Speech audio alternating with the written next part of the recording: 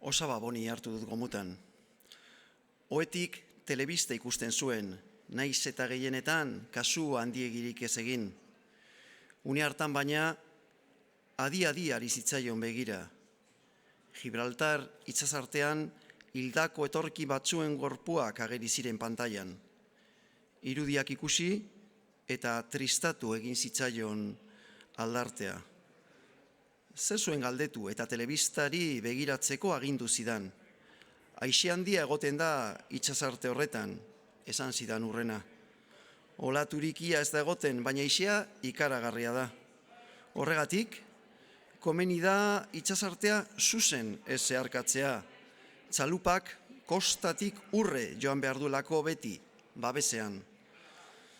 Txalupak itsasartea zeharkatzeko bihurgunean bat egin behar du, aixeak ondorez dezan.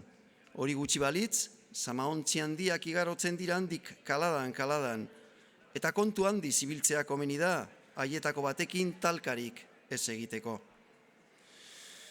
Gaixorik zegoen osaba, baina ondo argi zituen itsasoan ikasitako guztiak.